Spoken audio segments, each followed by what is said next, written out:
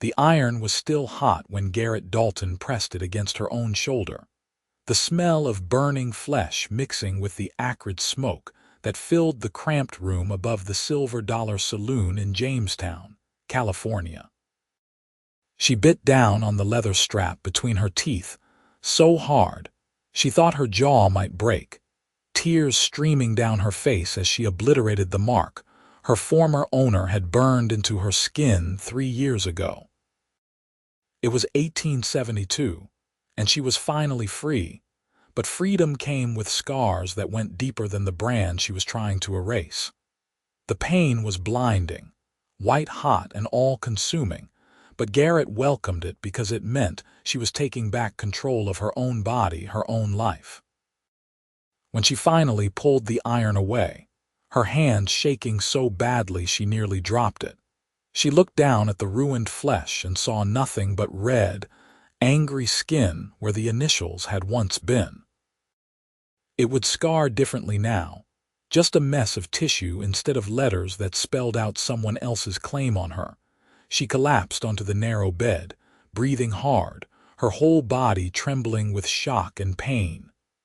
The room spun around her, and for a moment she thought she might pass out. But she forced herself to stay conscious, to stay present, because passing out meant vulnerability, and she had sworn she would never be vulnerable again.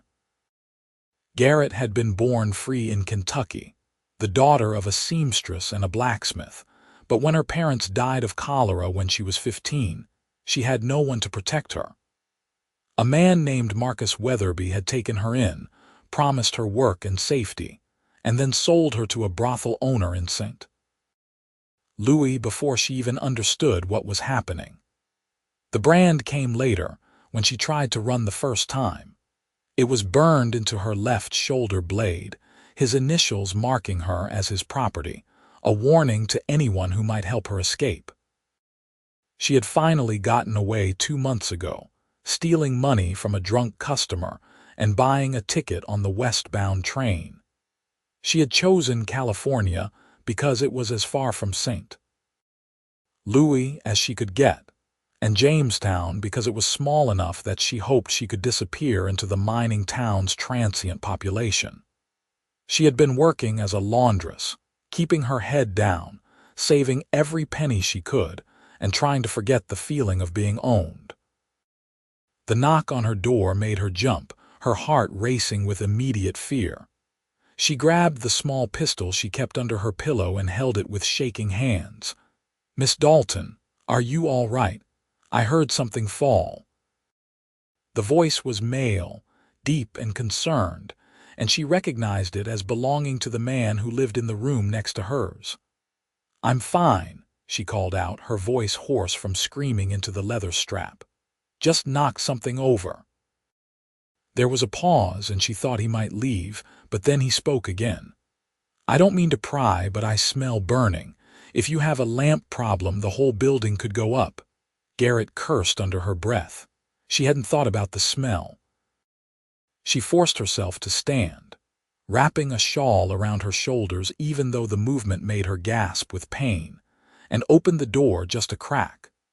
The man standing in the hallway was tall, lean, with dark hair that fell to his collar and eyes that were a startling shade of gray-blue.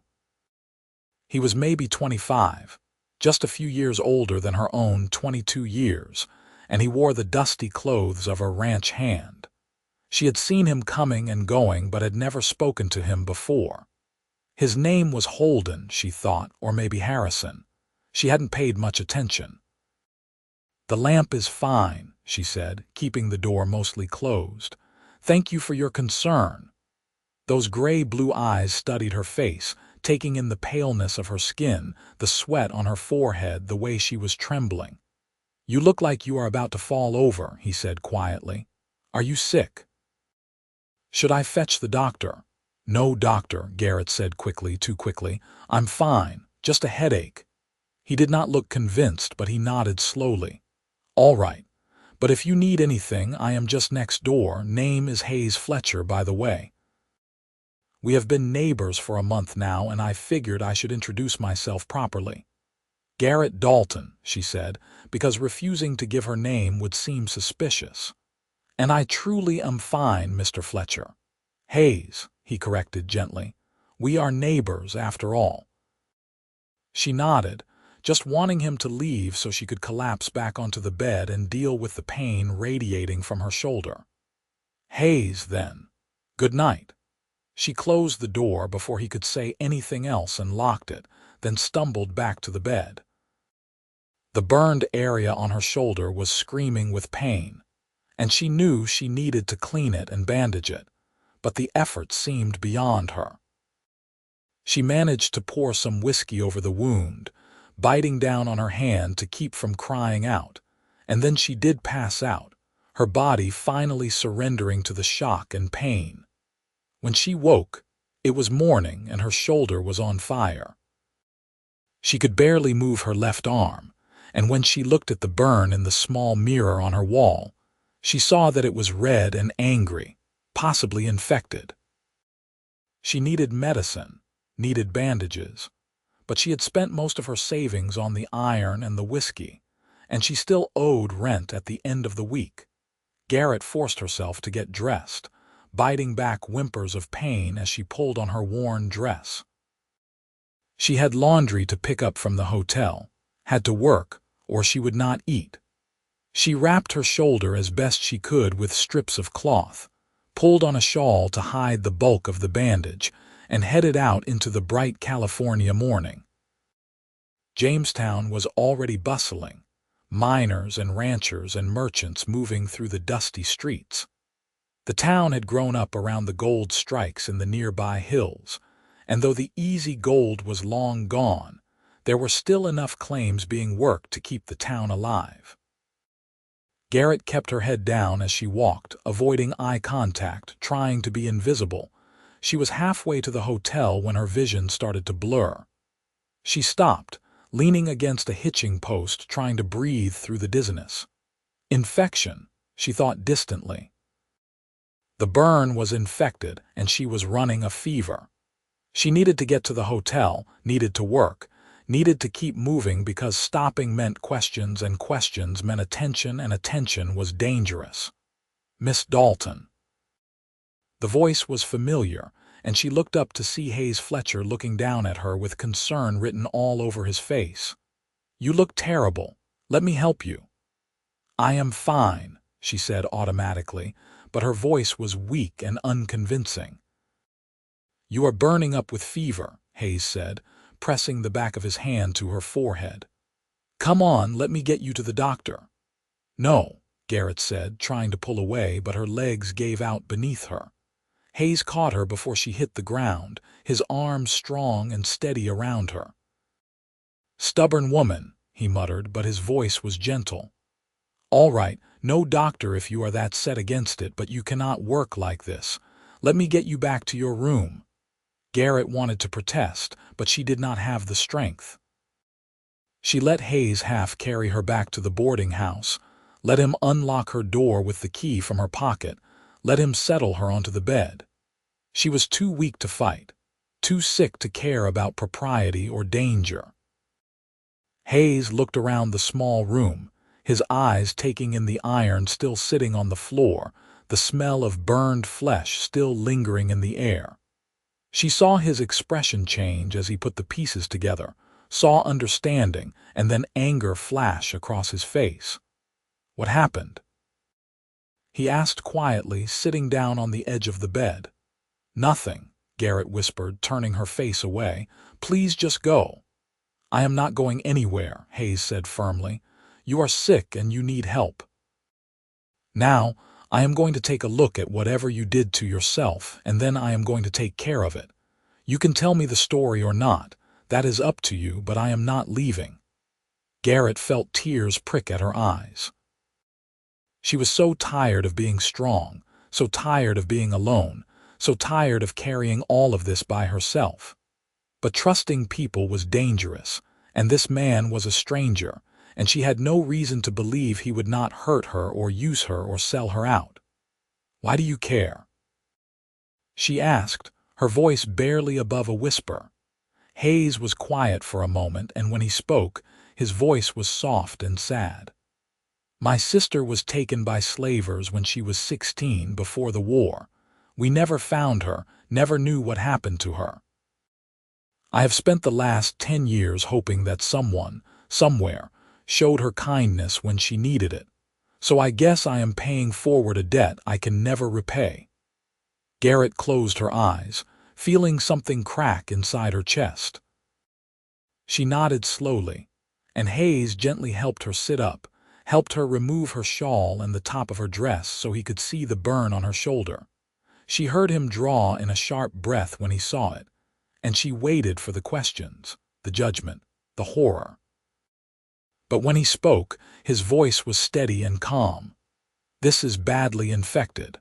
I need to clean it properly, and it is going to hurt. Do you have any more whiskey?"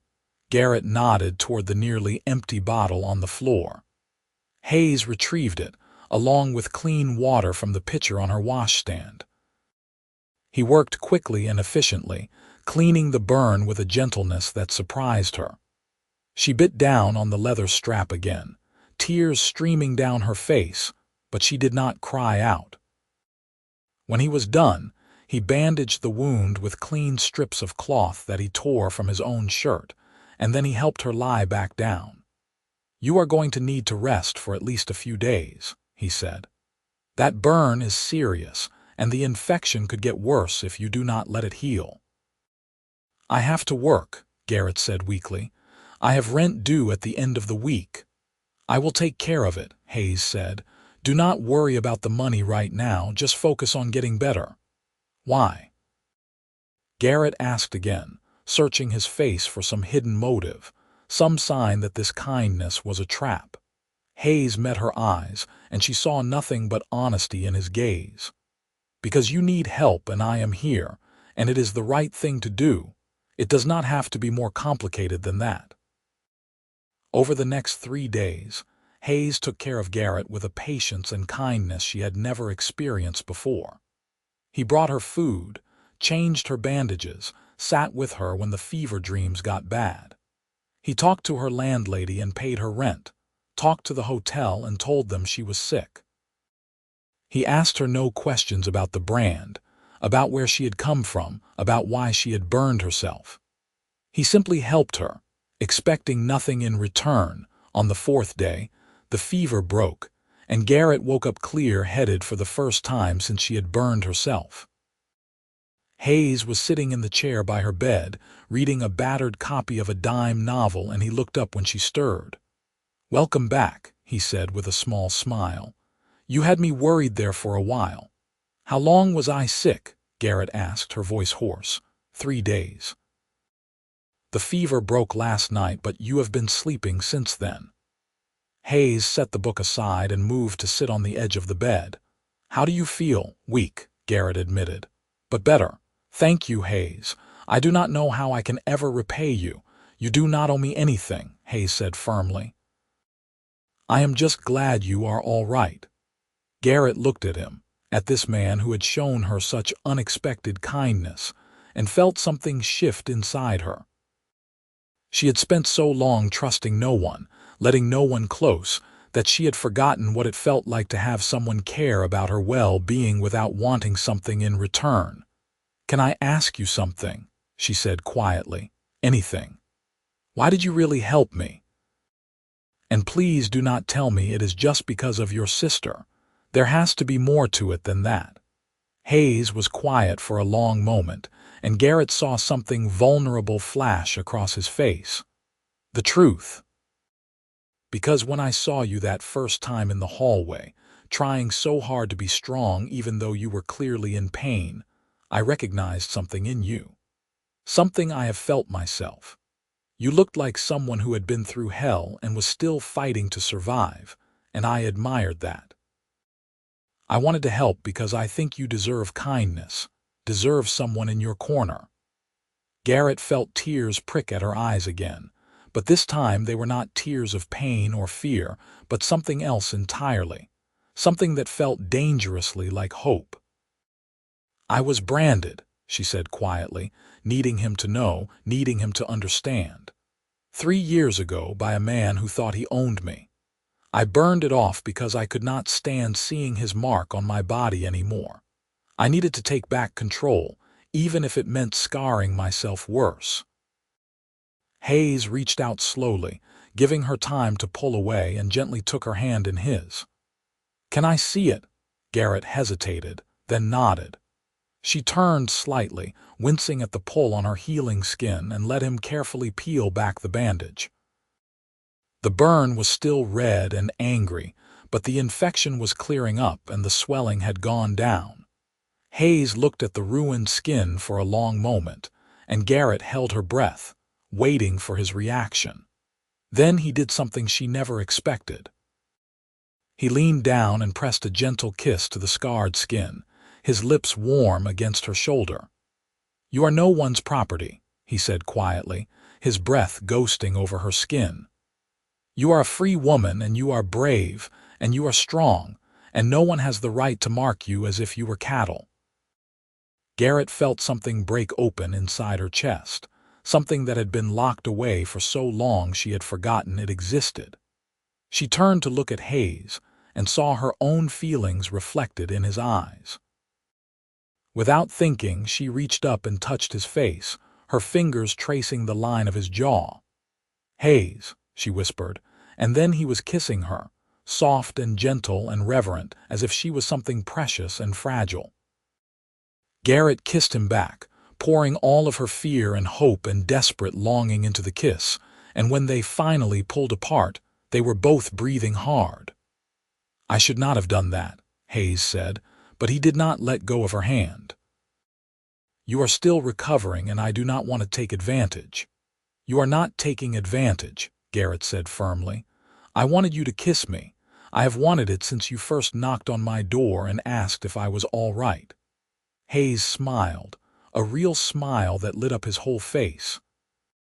"I have wanted to kiss you since I first saw you in the hallway 2 months ago, looking fierce and determined even though you were clearly trying to hide.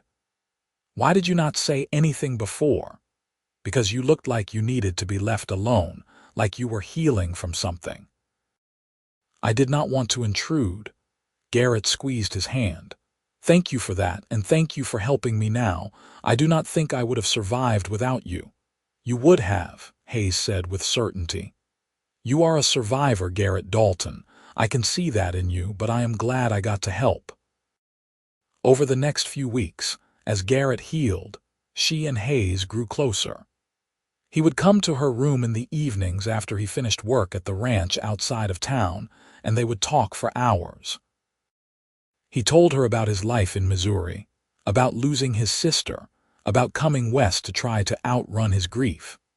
She told him about her parents, about being sold, about the years she spent trapped in a brothel, about finally finding the courage to run. Hayes never pitied her, never treated her as if she was damaged or broken. He simply listened and held her hand and told her she was brave. Garrett had never felt so seen, so understood, so valued as a person rather than as property or a commodity. One evening, about a month after she had burned herself, Hayes arrived at her door with a nervous expression on his face. "I have something I want to ask you," he said, sitting down on the edge of her bed. "And I want you to know that you can say no without any fear that I will be angry or that I will stop caring about you." Garrett felt her heart start to race. "What is it?" "I have been offered a job managing a small ranch about 30 miles north of here, near Sonora. It is good land, good pay, and it comes with a house. I want you to come with me." Garrett stared at him, not quite believing what she was hearing. "Come with you, as my wife," Hayes clarified, taking her hands in his. "I know we have not known each other that long, but I have never felt this way about anyone before. I love you, Garrett. I love your strength and your courage and your fierce independence. I love the way you fight for yourself even when the world has tried to break you. I want to spend the rest of my life protecting you and loving you and showing you that you deserve good things. Will you marry me?" Garrett felt tears streaming down her face, and for a moment she could not speak.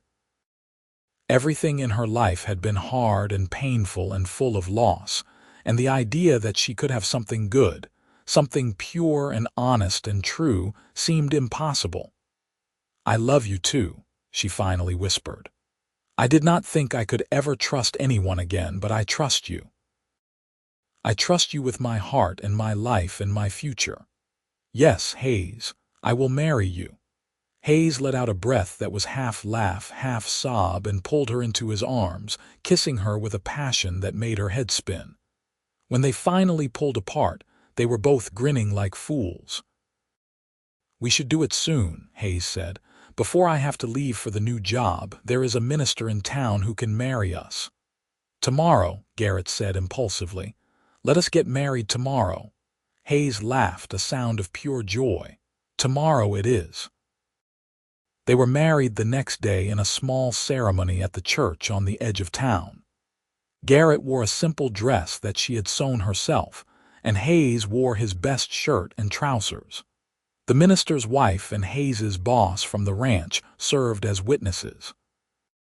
It was nothing fancy, nothing grand, but Garrett had never been happier when the minister pronounced them husband and wife. Hayes kissed her with such tenderness that she felt her heart might burst. She was married, she was free, and she was loved. After years of darkness and pain, she had finally found light. They spent their wedding night in Hayes's room at the boarding house, which was slightly larger than Garrett's. Hayes was gentle and patient with her, understanding that intimacy was complicated for someone with her past. He let her set the pace, let her control what happened, and when she finally gave herself to him fully, it was an act of trust and love that meant more than any words could express. Afterward, they lay tangled together in the narrow bed, Hayes's fingers tracing gentle patterns on her skin, carefully avoiding the still healing burn on her shoulder. "Are you happy?" he asked quietly, his lips pressed against her hair. "Happier than I ever thought I could be," Garrett said honestly. "You have given me everything I thought I had lost. Hope, safety, love. I will spend the rest of my life trying to deserve you." "You already deserve me," Hayes said firmly. "You deserve all the good things in the world, Garrett Fletcher." Garrett smiled at the sound of her new name. Garrett Fletcher. It felt right, felt like a new beginning, like she was finally becoming the person she was always meant to be. They left Jamestown a week later, everything they owned packed into the back of a wagon. The journey to Sonora took 2 days, and Garrett spent the time watching the landscape roll by, marveling at the beauty of the California hills covered in golden grass and dark green oak trees. She had spent so long trapped inside, first in the brothel and then in her own fear, that she had forgotten how big and beautiful the world could be.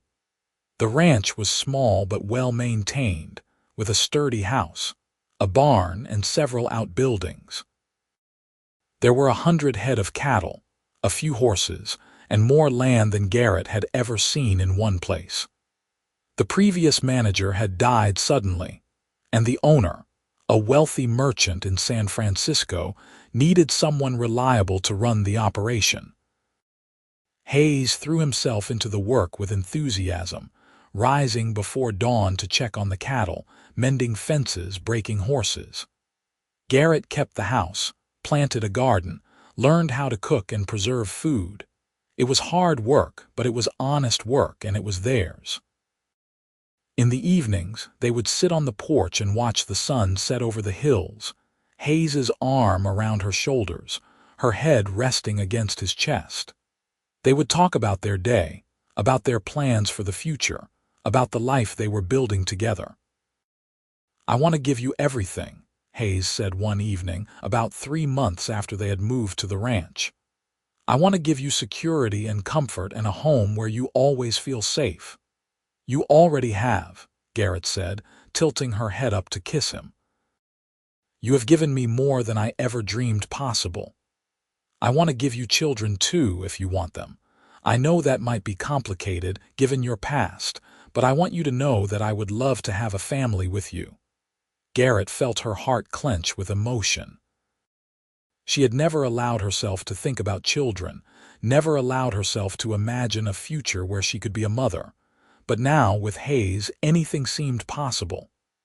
"I want that too," she said quietly. "I want to have children with you. I want to build a life and a family and a future that is ours." Hayes kissed her, deep and passionate, and then he carried her inside and made love to her with a tenderness that brought tears to her eyes. 6 months after they were married, Garrett realized she was pregnant. She was terrified and thrilled in equal measure, scared that she would not be a good mother, scared that something would go wrong, but desperate to meet this child who was part her and part Hayes. Hayes was overjoyed when she told him, picking her up and spinning her around despite her protests that he would hurt the baby. He became even more protective of her, insisting she rest more, take on less of the heavy work, let him handle everything. "I am pregnant, not an invalid," Garrett protested, but she was secretly touched by his concern. The pregnancy was relatively easy, though Garrett struggled with sickness in the early months and exhaustion in the later ones. Hayes was there through all of it, holding her hair back when she was sick, rubbing her swollen feet at the end of the day, reading to her when she could not sleep.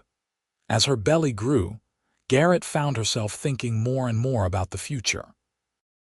She imagined teaching her child to read, to ride, to be strong and brave and kind. She imagined Hayes teaching them to work the land, to care for the animals, to be honest and fair.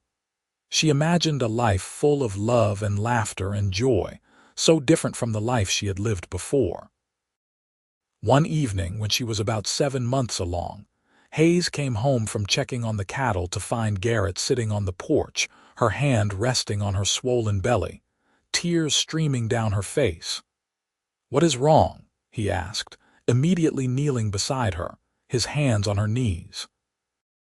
"Are you hurt? Is the baby all right?" "I am fine," Garrett said, laughing through her tears. "The baby is fine. I am just overwhelmed by how much my life has changed. 2 years ago, I was trapped in St. Louis believing I would never be free. Now I am married to a man I love, living in a beautiful place, about to have a baby. It feels like a dream, and I am terrified I am going to wake up and find out none of this is real." Hayes reached up and cupped her face in his hands, his thumbs wiping away her tears. "This is real, sweetheart. I am real. Our baby is real. Our life together is real. You are not going to wake up and find yourself back there. You are safe, you are loved, and you are never going to be anyone's property ever again." Garrett leaned into his touch, feeling the truth of his words settle into her bones. She was safe. She was loved. She was free. Their son was born on a cold December night in 1873, with a midwife from town attending and Hayes pacing anxiously in the other room. The labor was long and difficult, and there were moments when Garrett thought she might not survive it. But when she finally heard her baby's first cry, all the pain and fear melted away. Hayes burst into the room the moment the midwife called for him, his face pale with worry. But when he saw Garrett holding their son, his expression transformed into pure wonder. "He is perfect," Hayes whispered, sitting on the edge of the bed and carefully touching the baby's tiny hand. "You are perfect. God, Garrett, you did so well." "We did it," Garrett corrected, smiling up at him. "We made a person, Hayes, a whole entire person." They named him Daniel, after Hayes's father, and from the moment he was born, he became the center of their world. Hayes was a devoted father, waking up with Garrett for the night feedings, changing diapers, walking the floor with Daniel when he was fussy. Garrett had worried that she would not know how to be a mother, but she found that love came naturally, fiercely protective and all-consuming. As Daniel grew, the ranch prospered. Hayes proved to be an excellent manager, and the owner was so pleased with his work that he gave them a share of the profits. They saved money, bought more cattle, expanded the operation. Life was hard but good, full of work and love and purpose. When Daniel was 2 years old, Garrett became pregnant again. This time she was less nervous, more confident in her body's ability to grow and birth a child. Their daughter was born in the spring of 1876, an easy birth compared to Daniel's, and they named her Margaret, after Hayes's mother. With 2 children running around, the house was always full of noise and chaos and laughter. Garrett had never imagined she could be this happy, had never imagined that life could be so full of simple, everyday joy. She loved watching Hayes with the children, loved seeing him teach Daniel how to ride and comfort Margaret when she cried. He was a wonderful father, patient and kind and present in a way that made her fall in love with him all over again. One evening, when Daniel was 4 and Margaret was 2, Garrett was putting the children to bed when Daniel asked her about the scar on her shoulder. He had seen it before, of course, but had never asked about it. "What happened to your shoulder, Mama?" he asked, his little face scrunched up with curiosity. Garrett felt her breath catch. She had known this question would come eventually, but she still was not sure how to answer it. She did not want to lie to her son, but she also did not want to burden him with the ugly truth of her past. Hayes appeared in the doorway, having heard the question, and gave her an encouraging nod. "I got hurt a long time ago," Garrett said carefully, "before I met your father, but I am all right now. It does not hurt anymore." "How did you get hurt?" Daniel pressed. "Someone did something to me that they should not have done," Garrett said, choosing her words carefully. "But I got away from them, and I met your father, and he helped me heal. And now I am happy and safe, and I have you and your sister, and that bad time is over." Daniel seemed to accept this explanation, nodding solemnly. "Papa is good at making things better." "Yes, he is," Garrett agreed, meeting Hayes's eyes over their son's head. "He is very good at that." After the children were asleep, Hayes and Garrett sat on the porch together as they did most evenings. The stars were bright overhead, and the night was cool and clear. "You handled that well," Hayes said, taking her hand in his. "I do not ever want them to know the full truth," Garrett said quietly. "I do not want them to carry that darkness with them." "They do not need to know the details," Hayes agreed.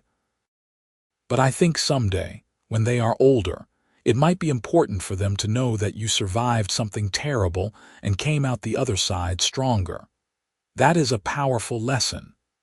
Garrett leaned her head on his shoulder, feeling the solid warmth of him against her. "I never thought I would have this. A family, a home, a life worth living. You gave me all of that." "We gave it to each other," Hayes said, pressing a kiss to her hair. "You saved me just as much as I saved you, Garrett. I was lost when I came west, drowning in grief and guilt over my sister. You gave me a reason to live again, a purpose beyond just existing.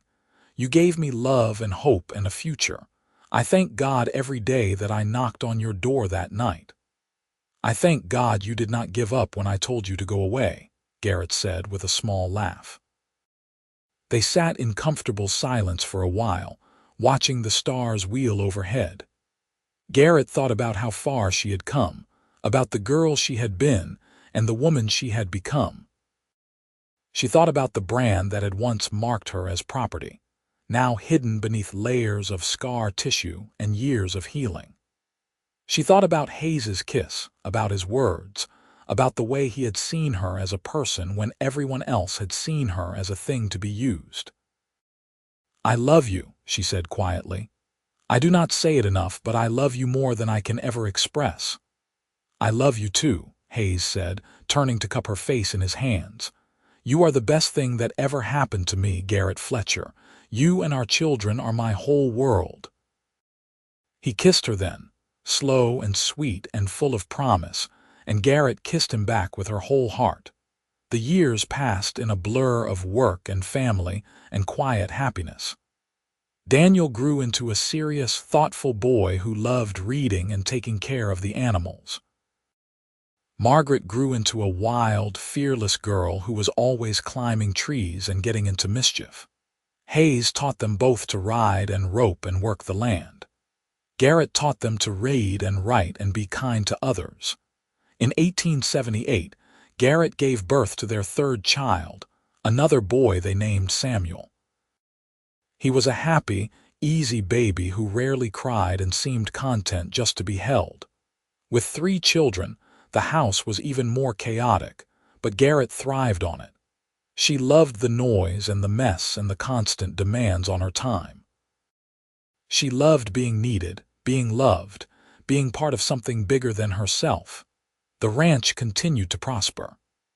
Hayes was offered the opportunity to buy the land outright from the owner, who was getting older and wanted to retire. It took all of their savings and a loan from the bank, but they managed it, and in 1880 they became the legal owners of the land they had been working for nearly 8 years. "We own it," Hayes said wonderingly, standing in the middle of their property and looking around at the rolling hills and grazing cattle. "This is ours, Garrett. No one can take it away from us." Garrett stood beside him, holding Margaret's hand while Daniel carried Samuel on his shoulders. She looked at the land, at the house, at her family, and felt a swell of pride and gratitude so strong it nearly brought her to her knees. "We did it," she said, squeezing Hayes's hand. "We built something real and lasting.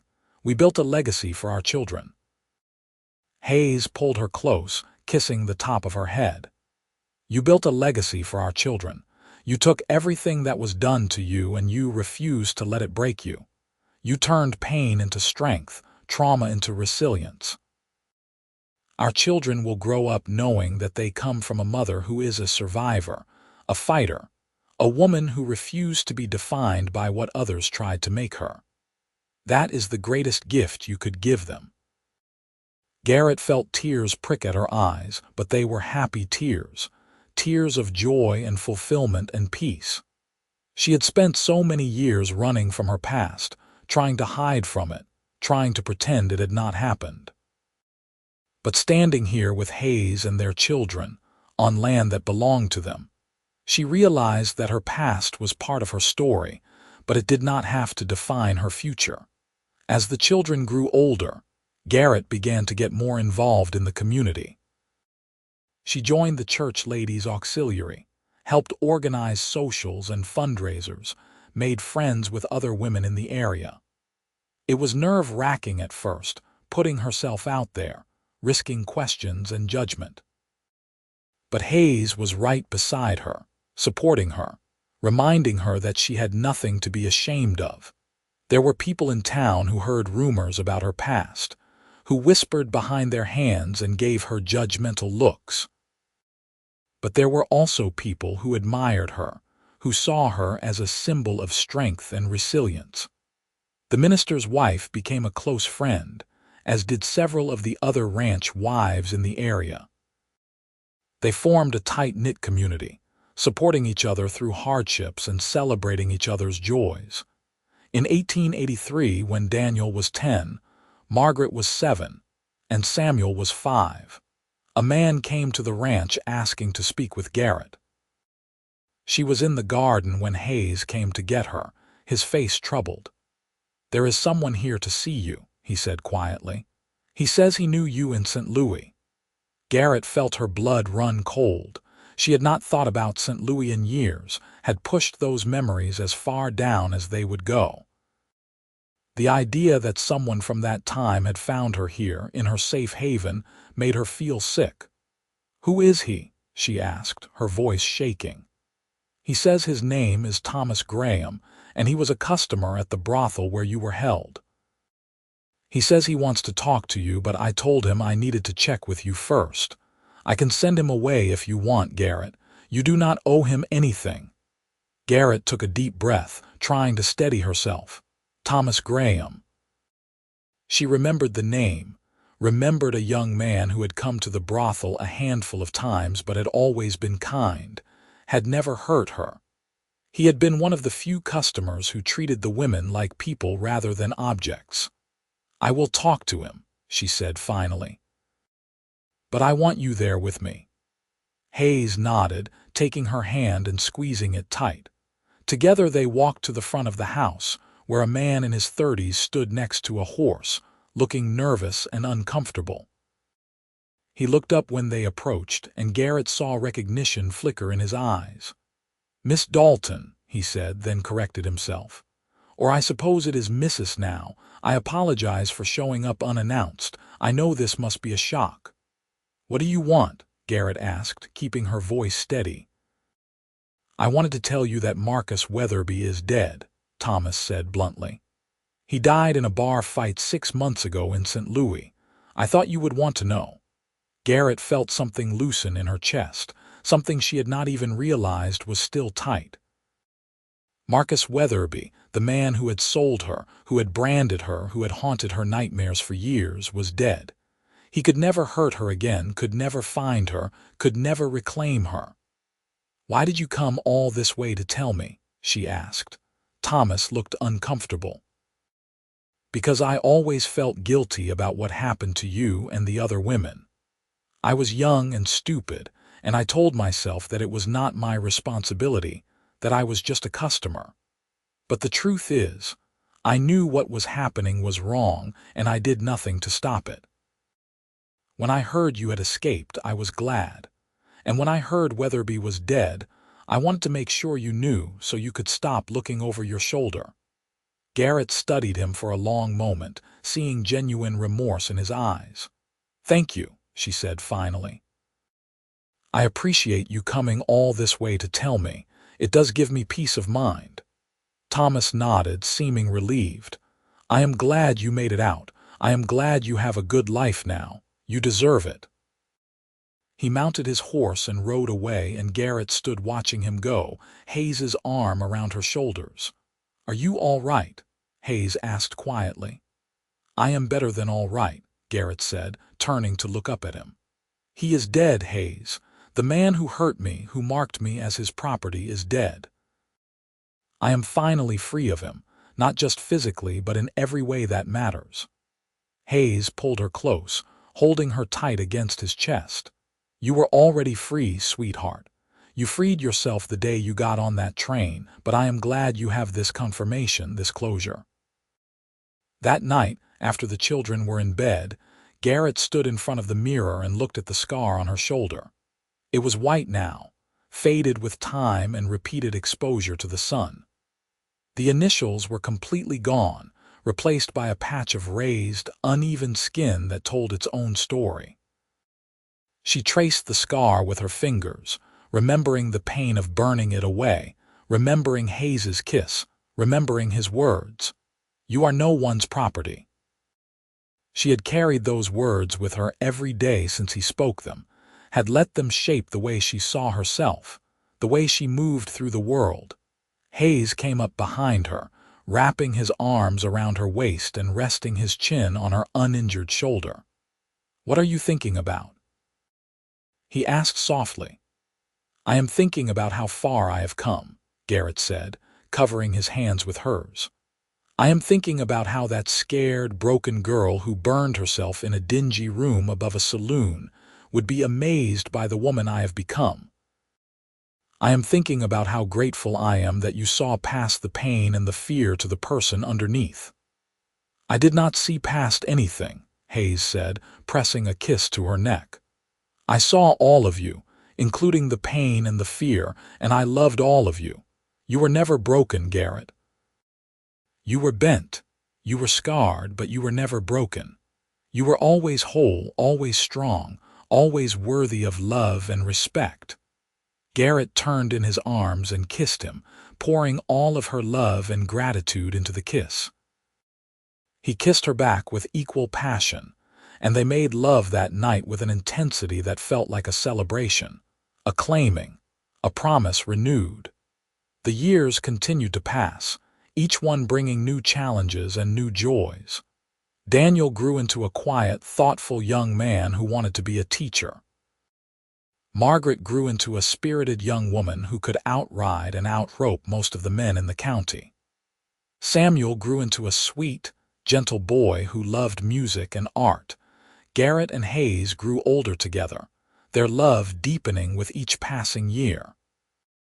They had arguments sometimes, about money or the children or how to run the ranch, but they always worked through them, always came back to the foundation of love and respect that had defined their relationship from the beginning. In 1890, when Daniel was 17, he left home to attend the teachers' college in Sacramento.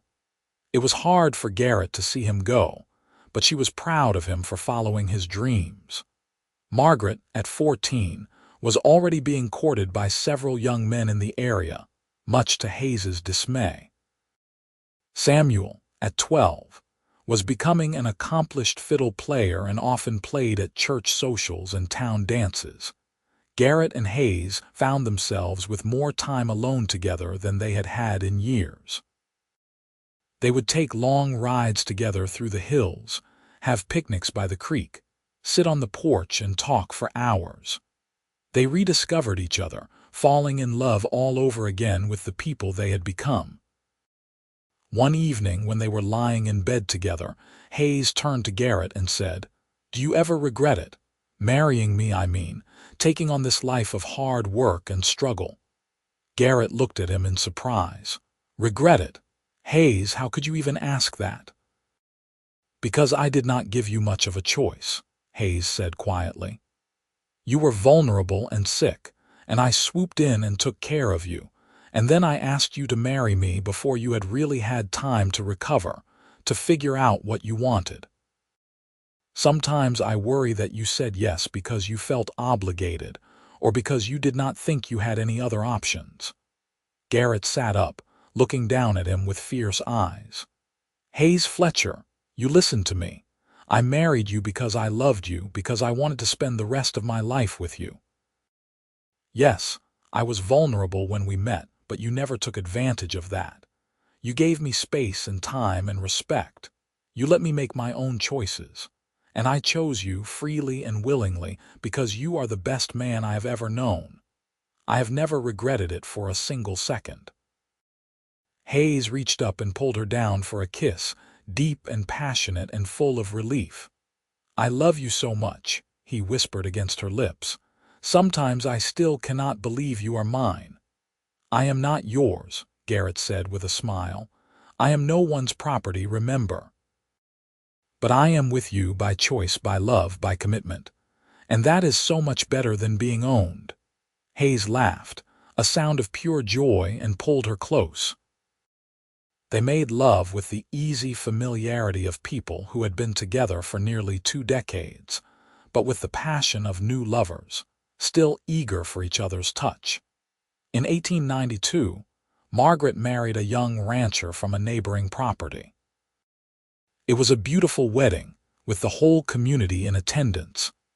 Garrett cried through the entire ceremony, tears of joy and pride and bittersweet nostalgia. Her wild, fearless daughter was starting her own life, her own family, and Garrett could not be prouder. Daniel came home from Sacramento for the wedding, bringing with him a young woman named Elizabeth whom he introduced as his fiancée.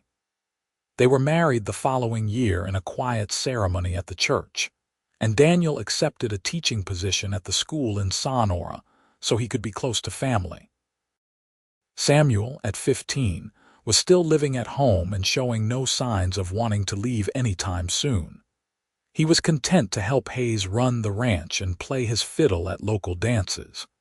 Garrett loved having him around, loved hearing his music fill the house. In 1895, Margaret gave birth to Garrett and Hayes's first grandchild, a little girl named Caroline. Garrett held her granddaughter for the first time and felt a love so overwhelming it took her breath away. She thought about how far her family had come, how this beautiful child was the product of love and choice and freedom. Daniel and Elizabeth had their first child, a boy named James, the following year. Samuel, now 18, started courting a girl from town, a sweet-natured young woman named Lucy who loved his music. Garrett and Hayes found themselves in their 50s, no longer young but not yet old, watching their children build their own lives and families. The ranch was running smoothly, the animals were healthy, and they had more than enough money to live comfortably. Life was good, better than Garrett had ever dared to dream. One evening in the spring of 1897, Garrett and Hayes took a ride up to the highest point on their property, a hill that overlooked the entire ranch and the valley beyond.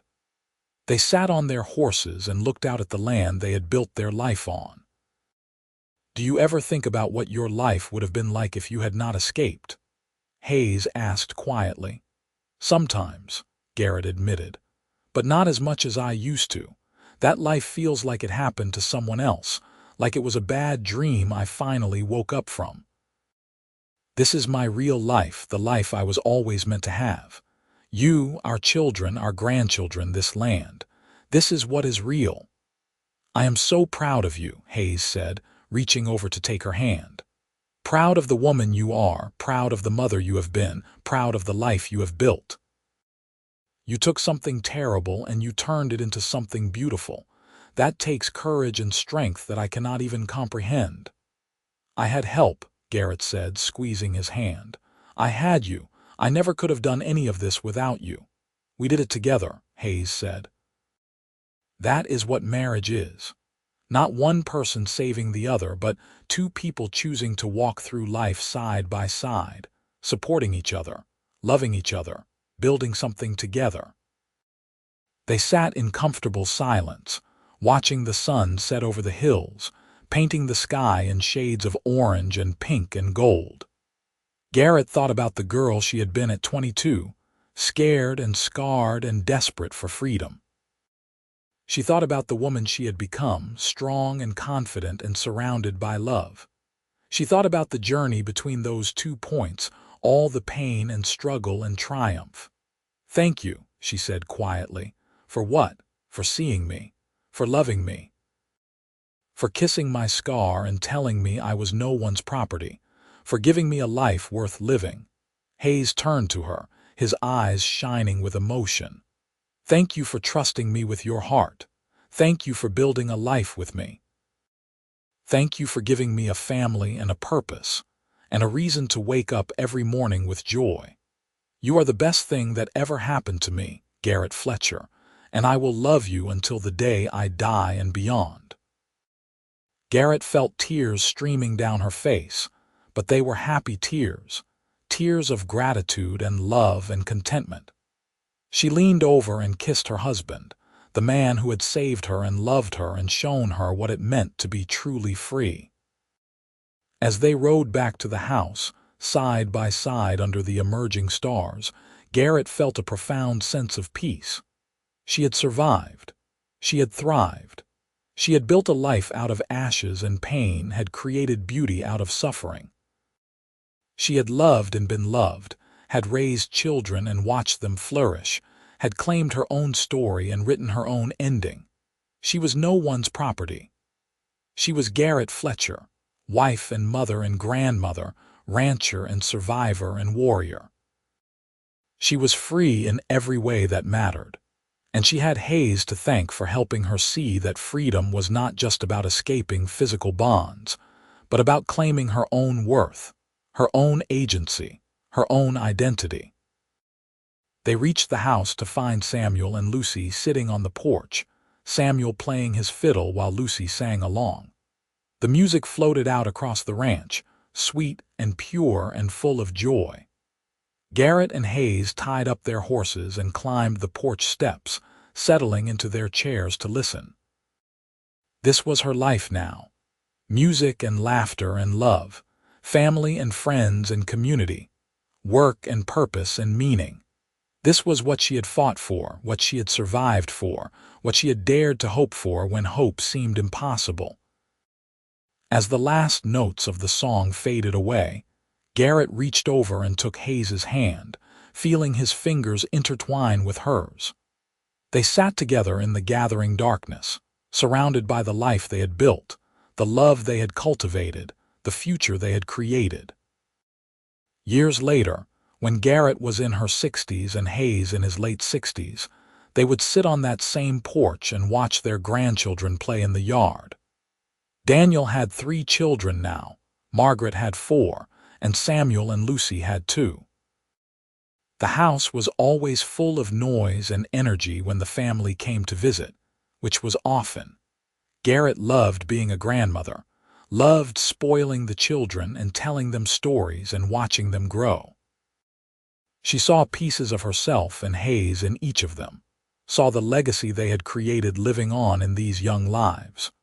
One afternoon, when she was 64 and Hayes was 67, Garrett's oldest granddaughter Caroline, now a young woman of 20, asked to speak with her privately. They walked down to the creek that ran through the property, the same creek where Garrett and Hayes had spent so many afternoons over the years. "Grandmother," Caroline said hesitantly, "I've heard some rumors in town about your past, about where you came from before you married grandfather. People say you were a slave, that you escaped from a brothel. Is that true?" Garrett felt her heart clench. She had known this conversation would come eventually, but she still was not prepared for it. She looked at her beautiful granddaughter, at her honest, open face, and knew she owed her the truth. "It is true," she said quietly. "I was not born into slavery, but I was sold into it when I was 15, after my parents died. I spent several years in a brothel in St. Louis before I finally found the courage to escape. I came west to California, to Jamestown, and that is where I met your grandfather. He saved my life in more ways than one." Caroline was quiet for a long moment, processing this information. "That must have been terrible," she finally said. "It was," Garrett agreed. "It was the darkest time of my life, but I survived it, and I found your grandfather, and I built a life I am proud of. What happened to me does not define me. It is part of my story, but it is not the whole story." "I think you are incredibly brave," Caroline said fiercely. "To survive something like that, to escape, to build a life from nothing. You are a hero, grandmother." Garrett felt tears prick at her eyes. "I am not a hero, sweetheart. I am just a woman who refused to give up." "That is what makes you a hero," Caroline insisted. She paused, then said, "Can I see it? The scar where you were branded." Garrett hesitated, then nodded. She unbuttoned the top of her dress and pulled the fabric aside, revealing the old scar on her shoulder. It was faded now, barely visible unless you knew to look for it. Caroline reached out and gently touched the scar, her fingers tracing the uneven skin. "Grandfather kissed this, did he not? When it was fresh. He told you that you were no one's property. How did you know that?" Garrett asked in surprise. "He told me once when I was younger. He wanted me to understand how strong you are, how brave. He said that kissing your scar was the moment he knew he was going to marry you, because he knew you were the strongest person he had ever met." Garrett felt a sob catch in her throat. Hayes had never told her he had shared that story with their granddaughter, had never told her that he considered that moment so significant. "Your grandfather is a good man," she said, her voice thick with emotion. "He saw me as a person when everyone else saw me as property. He loved me when I did not think I deserved love. He built a life with me and gave me everything I had lost. I am the luckiest woman in the world to have him." Caroline hugged her grandmother tight. "Thank you for telling me the truth. Thank you for being brave enough to survive. Because if you had not, I would not exist, and that would be a tragedy." Garrett laughed through her tears and hugged her granddaughter back. "You are very wise for your age." "I learned from the best," Caroline said with a smile. As they walked back to the house, Garrett felt a sense of completion, of coming full circle. She had spent so many years hiding her past, ashamed of what had been done to her. But now, seeing it through her granddaughter's eyes, she realized that her survival was something to be proud of, that her strength was something worth celebrating. That evening, after all the grandchildren had gone home and the house was quiet, Garrett told Hayes about her conversation with Caroline. "I am glad she knows," Hayes said, pulling Garrett close. "I am glad she understands what an extraordinary woman her grandmother is." "You told her about kissing my scar," Garrett said. "You told her that was when you knew you would marry me." "Because it was," Hayes said simply. "In that moment, seeing you so broken but so determined to reclaim yourself, I knew I had found the person I was meant to spend my life with. I knew I would do anything to protect you, to love you, to help you heal. And I have never regretted that decision for a single moment." Garrett kissed him, soft and sweet, tasting the salt of her own tears on his lips. "I love you so much," she whispered. "Thank you for giving me a life worth living." "Thank you for sharing that life with me," Hayes whispered back. "You are my everything, Garrett Fletcher. You always have been, and you always will be." They held each other in the gathering darkness. Two souls who had found each other against all odds, who had built a life and a family and a legacy together. They had weathered storms and celebrated triumphs, had raised children and watched them flourish, had grown old together with grace and love and dignity. In 1905, when Garrett was 70 and Hayes was 73, Hayes became ill. It started as a cough that would not go away and gradually progressed to weakness and weight loss. The doctor diagnosed him with consumption and said there was nothing to be done but make him comfortable. Garrett refused to accept this. She tried every remedy she could find, consulted with doctors in San Francisco, prayed every night for his recovery. But nothing worked, and Hayes continued to decline. He faced his illness with the same quiet strength he had shown throughout his life, never complaining, always trying to reassure Garrett that he was all right. But she could see the pain in his eyes, could see him getting weaker day by day. Their children came to visit as often as they could, bringing the grandchildren to see Hayes, to say goodbye. It was heartbreaking and beautiful at the same time, watching Hayes surrounded by the family he had helped create, the legacy he was leaving behind. One evening in late November, when the first winter rains were falling and the fire was crackling in the hearth, Hayes called Garrett to his bedside. "Come lie with me," he said, his voice weak but steady. Garrett lay down beside him, careful not to jostle him too much, and he wrapped his arm around her. "I need you to promise me something," he said quietly. "Anything," Garrett said, tears streaming down her face. "I need you to promise me that you will keep living after I am gone. Not just existing, but really living. I need you to know that you were the greatest joy of my life, that loving you and building a life with you was the greatest privilege I could have asked for. And I need you to know that I will be waiting for you wherever I go next, ready to spend eternity loving you the way I have loved you in this life." "Do not talk like that," Garrett sobbed. "You are not going anywhere. You are going to get better." "We both know that is not true, sweetheart," Hayes said gently. "And that is all right. I have lived a full life, a happy life, a life filled with love and purpose and meaning. I have no regrets. My only sadness is that I have to leave you, but I know you will be all right. You are the strongest person I have ever known." "I am only strong because of you," Garrett said, clutching his hand. "You made me strong. You showed me what love looked like, what respect looked like, what freedom looked like. I cannot do this without you." "Yes, you can," Hayes said with certainty. "You were strong long before you met me, Garrett. You survived things that would have broken most people. You escaped, you built a new life, you became the woman you were always meant to be. I just got to be there for part of the journey. But the strength was always yours." He lifted his hand and gently touched the scar on her shoulder, just visible above the neckline of her nightgown. "You are no one's property," he whispered, echoing the words he had spoken 33 years ago. "You are a free woman, a strong woman, a woman who has built an incredible life. and you will continue to build that life even after I am gone. Promise me." "I promise," Garrett whispered, pressing her face against his chest, listening to the steady beat of his heart. "I promise I will keep living. But I will miss you every single day." "And I will miss you," Hayes said, pressing a kiss to her hair. "But we will be together again someday. This is not goodbye forever. It is just goodbye for now."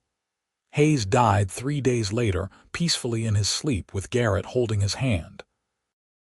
She stayed beside him for hours after he passed, unable to let go, unable to accept that he was really gone.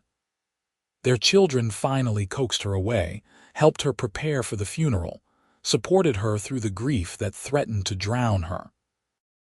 The funeral was attended by everyone in the community. Hayes had been respected and loved, known for his fairness and kindness and hard work. Person after person came up to Garrett and told her stories about how Hayes had helped them, had been there for them, had made their lives better. She realized that he had touched so many lives, had left such a profound mark on the world.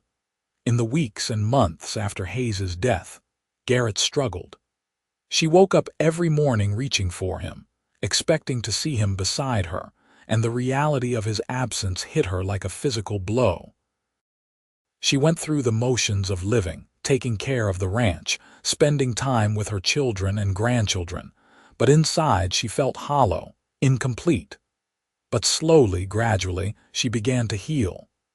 She remembered her promise to Hayes, her promise to keep living, and she honored it. She threw herself into helping Daniel with his teaching, helping Margaret with her children, helping Samuel and Lucy expand their own ranch.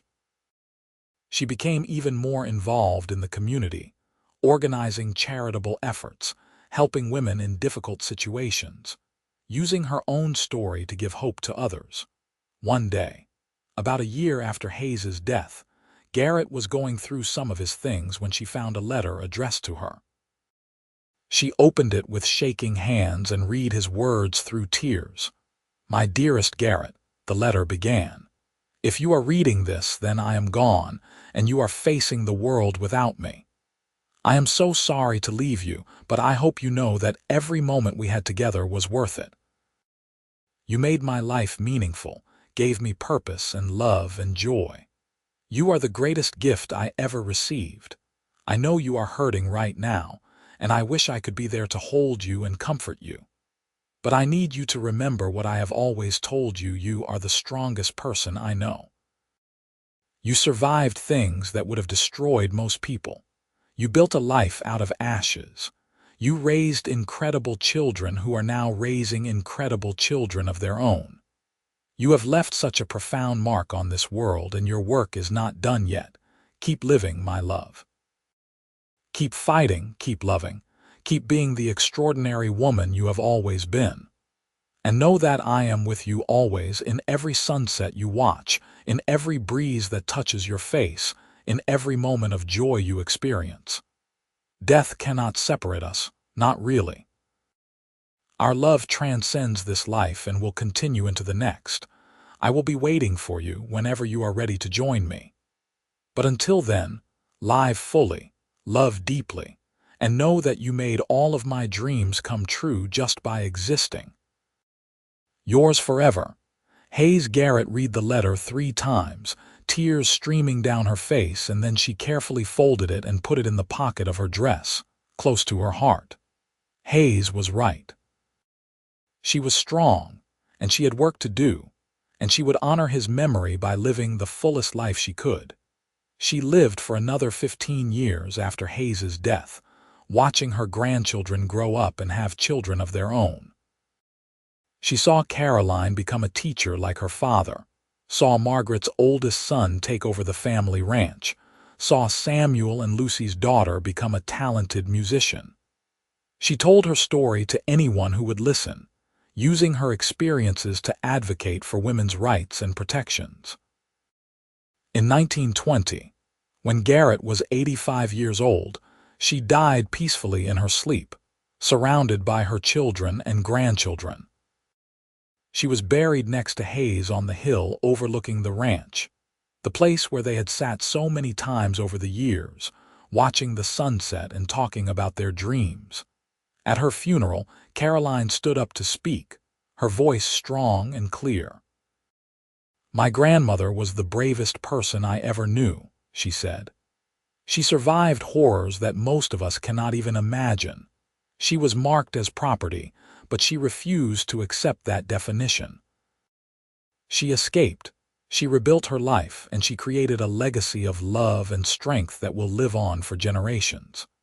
She taught us that no matter what happens to you, no matter how dark things get, you always have the power to choose who you become.